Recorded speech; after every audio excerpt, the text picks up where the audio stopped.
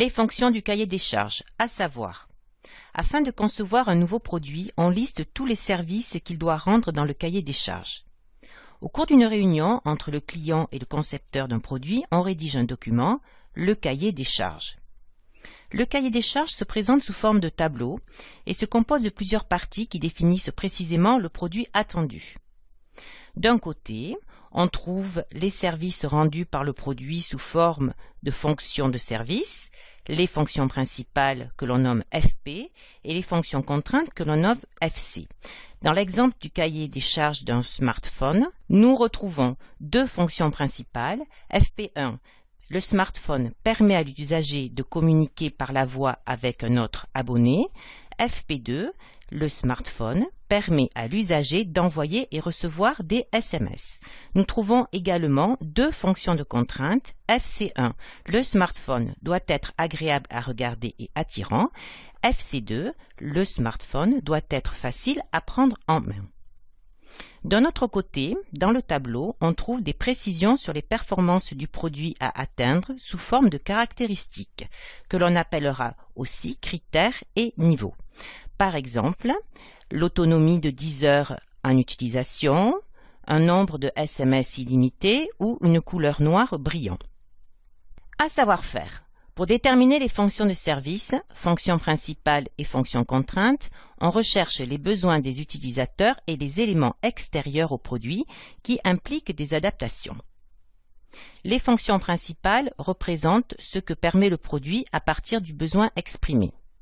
Par exemple, le vélo électrique répond au besoin de se déplacer avec moins d'efforts. Cela s'écrit.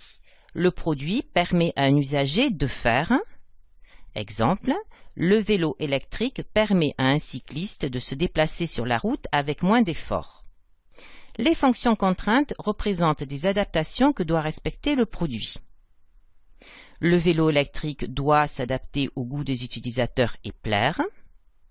La poignée du guidon du vélo électrique doit s'adapter aux utilisateurs pour avoir une bonne prise en main. Cela s'écrit. Le produit doit respecter. Exemple. Le vélo électrique doit être esthétique. Le vélo électrique doit être dirigé avec une bonne prise en main. Étape 1. On identifie les besoins pour déterminer les fonctions principales. Exemple du smartphone. Le smartphone sert à communiquer oralement, envoyer et recevoir des messages, consulter Internet. En l'étape 2, on identifie des éléments extérieurs qui impliquent des adaptations pour déterminer des fonctions contraintes. Le smartphone doit s'adapter au goût de l'utilisateur, aux mains de l'utilisateur et également à certaines normes d'utilisation. Étape 3. On rédige des fonctions principales et des fonctions contraintes dans un tableau. Dans ce tableau, nous retrouvons les 3 fonctions principales du smartphone et 3 fonctions contraintes. Étape 4. On déterminera des caractéristiques. Nous traiterons ce sujet ultérieurement. Synthèse. Afin de concevoir un nouveau produit et satisfaire la fonction d'usage, on rédige un cahier des charges en indiquant toutes les fonctions de service, fonctions principales et fonctions contraintes qui correspondent aux besoins exprimés. Les fonctions sont rédigées dans un document entre le demandeur, encore appelé le client, et le concepteur d'un produit qui s'appelle le cahier des charges. Exemple du smartphone. Les fonctions principales représentent ce que permet le produit et s'écrivent.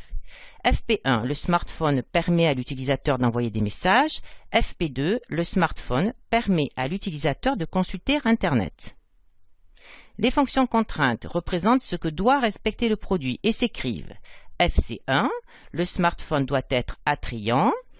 FC2, le smartphone doit être facile à utiliser. À retenir. Le cahier des charges fonctionnel est un contrat entre le concepteur et le demandeur, c'est-à-dire le client, dans lequel on précise les fonctions de service et les caractéristiques du produit à partir des besoins exprimés. Pour définir les fonctions de service d'un produit, on recherche les FP, fonctions principales, qui correspondent aux besoins de l'utilisateur, et les FC, les fonctions contraintes, adaptation du produit à un élément de son environnement extérieur ou de son fonctionnement.